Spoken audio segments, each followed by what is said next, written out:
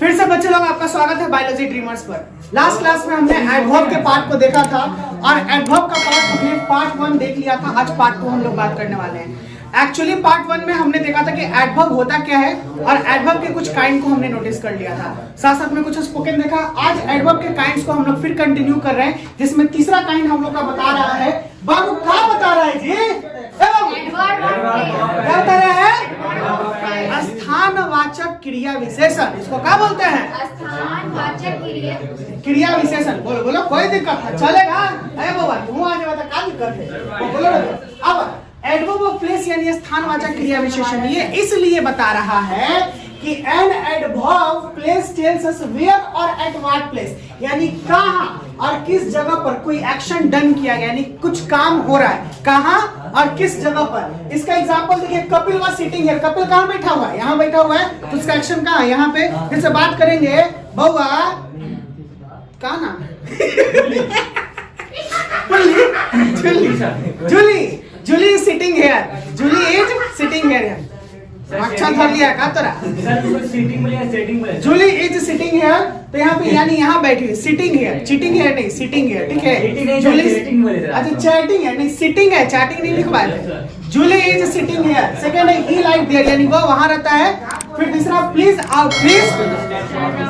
हाँ please stand outside, यानी बाहर, कृपया बाहर रुकिए और खड़े रहिए। और गॉड इज एवरीवेयर, भगवान सभी जगह पे है। तो इसमें थोड़ा बताना है हमको, बताएंगे बाबू कि इसमें गॉड इज एवरीवेयर में प्लेस कौन है, एडवर्ब ऑफ प्लेस कौन इंडिकेट कर रहा है। बहुत बढ़िया, हिलाइए इनके लिए, हिलाइए। चलो हिलाने के लिए बोलो, फोड़ने के लिए नहीं। आगे आओ। यहाँ पे कपिल इज सिटिंग हियर, यहाँ पर कौन है? ए बाबू हियर कौन? बाल वाला कि यहाँ वाला? यहाँ वाला। जूली बोलेगी, जूली प्लीज स्टैंड आउटसाइड। कौन है? आउटसाइड।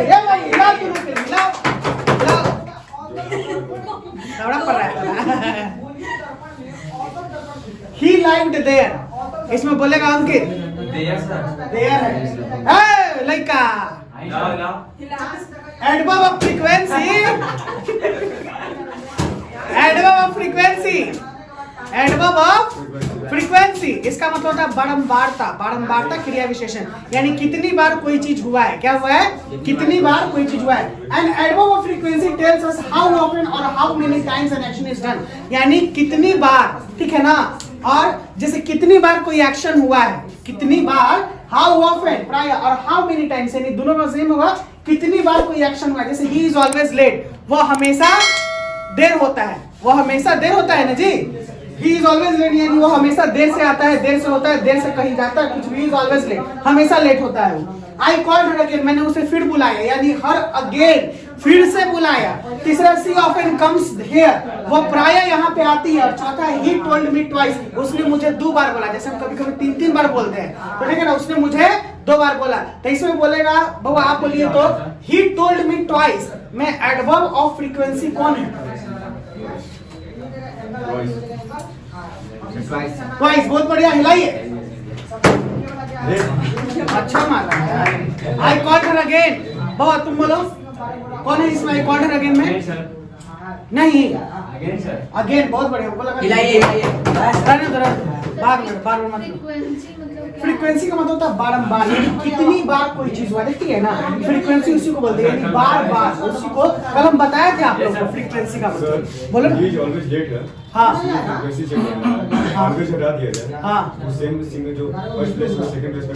बिल्कुल, फर्स्ट प्लेस सेकंड प्लेस में। जैसे हम बात की, देखिए ये कल के सेंटेंस में मैंने बताया था पोजीशन ऑफ एडवर्ब का। तो ये सब्जेक्ट है, ये वर्ब है, ये है आपका एडवर्ब। ऑलवेज एडवर्ब हो जाएगा ऑलवेज, और लेट यहाँ पे हो जाएगा एडजेक्टिव, जो ऑब्जेक्ट के रूप में काम करेगा। लेट से लेटली भी होता है, मैंने बताया था, लेट, लेटर, लेटेस्ट ऐसे करके। तो लेट एडजेक्टिव है। तो मैंने बताया था कि एडजेक्टिव के हमेशा पहले एडवर्ब होता है। ही इज ऑलवेज लेट, ठीक है ना, ही इज ऑलवेज लेट। यहाँ पे कोई दिक्कत क्या? कोई बात नहीं, चलिए खत्म। सी ऑफन कम्स हियर, वो प्राय यहाँ पे आती है, यानी कौन बोल रहा है? बोलेगा बाद श्याम बोलो, she always, she often comes here. Here होगा, हियर तो एडवर्ब ऑफ प्लेस बताए थे अभी। ऑफन होगा, बहुत बढ़िया। ई ऑफ्टन, इसको ऑफन पढ़ते हैं, यानी प्राय। आते हैं थर्ड पे, इंट्रोगेटिव एडवर्ब। नाम से ही क्लियर हो रहा है, प्रश्नवाचक क्रिया विशेषण। प्रश्न पूछेगा, यानी जो क्रिया विशेषण प्रश्न पूछने के इस्तेमाल में लाया जाए उसे हम लोग इंट्रोगेटिव एडवर्ब बोलते हैं। यानी the adverb which is used to ask a question is called an interrogative adverb। यानी जो क्रिया विशेषण को प्रश्न पूछने के उपयोग में लाया जाए, प्रश्न पूछने के काम में लाया जाए, उसे हम लोग क्या बोलते हैं? उसे हम लोग इंट्रोगेटिव एडवर्ब बोलेंगे, यानी प्रश्नवाचक क्रिया विशेषण। वेयर डज ही लाइव, कहाँ वो रहता है? वेयर का मतलब कहाँ वो रहता है, ठीक है ना। वाई आर यू लेट, तुम क्यों देर हो गए। हाउ आर यू टुडे, तुम आज कैसे हो। और व्हेन विल ही रिटर्न, वह कब आएगा। व्हेन विल ही रिटर्न, वह कब आएगा। ऑल आर स्पोकन, जितना मैं यूज कर रहा हूँ ना सब स्पोकन है। व्हेन विल ही रिटर्न, वह कब आएगा, ठीक है ना। I am waiting for her या हिम, मैं उसका इंतजार कर रहा हूँ या कर रही हूँ, ठीक है ना। उसका लड़की हो चाहे लड़का हो, इस तरीके से वर्ड आप लोग इस्तेमाल कर सकते हैं। बहुत ही बेहतरीन शब्द है जो मैं यूज कर रहा हूँ, adverb of degree. Babu degree जो होता है ना, डिग्री का मतलब तो मैंने बताया था, डिग्री एक पद होता है। क्या होता है? पद। लेकिन जनरली यहाँ डिग्री जो होगा परिणाम बोधक होगा। इसको क्या बोलेंगे हम लोग? परिणाम बोधक। परिमान बोधक, सॉरी, परिमाण होता है। यानी कितना बताएगा? परिणाम, परिमाण, परिमाण परी हो जाएगा। एडवर्ब ऑफ डिग्री, कहाँ बोल रही हो? बुदबुद आ रही है मंत्र। Adverb of degree, an adverb which tales how much और टू व्हाट एक्सटेंट, यानी किस, कितना तक और किस हद तक कोई वस्तु या कोई काम हो रहा है। जैसे देखिए ना, यह किस हद तक या कितना वो है, मतलब उसका परिमाण दिख रहा है। जैसे मान के चलते हैं, क्या जब बहुत काम किए, बहुत थक गए, तो आप क्या बोलेगा? I am very tired. यानी ये आपका जो डिग्री है, यू आर वेरी टायर्ड, यानी हाई टायर्ड है आप, बहुत ज्यादा थके हुए। ये बता रहा है कि आई एम वेरी टायर्ड, इसमें वेरी जो हो जाएगा ये adverb of degree. He was quite alone, ठीक है ना, वह बिल्कुल अकेला है। क्या है? वह बिल्कुल अकेला है। क्वाइट जो हो जाएगा इसमें ये एडवर्ब का काम करेगा, adverb of degree. It was almost dark, लगभग अंधेरा था। आई कांट सी एनीथिंग, मैंने कुछ देखा ही नहीं। ऑलमोस्ट मतलब, ठीक है ना, इट वाज ऑलमोस्ट डार्क, एकदम अंधेरा था। आई कांट सी एनीथिंग, मैं कुछ देखा नहीं, ठीक है ना, मैंने कुछ देखा नहीं। I can't see anything. It was too hot to go out, अरे बहुत ज्यादा गर्मी है बाहर जाने के लिए, बहुत ज्यादा गर्मी है बाहर जाने के लिए। It is too hot to go out. गर्मी के समय में अगर घर से मम्मी से पूछिएगा, ए मम्मी बाहर जाए तनी मिलना है, निकालो ना झाड़ू, का बात समझ, ये सबसे मिलन हो जाते जा है ने वाले है ए बाबू। तो इसको इंग्लिश में मम्मी क्या बोलेगी? It is too hot to go out, so please stay inside in your home, ठीक है ना, इन द एसी रूम। अगर एसी हवाता है ना तो फिर पंखा डलावा। ऐसे करके, तो गर्मी है ज्यादा बाहर नहीं। Today spoken Baba asking the time. अगर हम लोग किसी से समय पूछेंगे, समय, तो हम लोग कैसे वार्तालाप करेंगे? आजकल का प्रचलन हो गया है बाबा, लड़का लड़की के पीछे भागता है, क्योंकि सब खाली छौड़ी पटाता है आजकल। कॉलेज थोड़ी जाता है, कहाँ जाता है? आप पता नहीं छौड़ी क्या करती है, हमको नहीं पता है, लेकिन छौड़ा का तो पता है। आइए बाबा, हाँ छौड़ा गिनती में हम आते हैं, बोल ना। हाँ हो गया, अब सब हो गया वो हमारे, सब हो गया।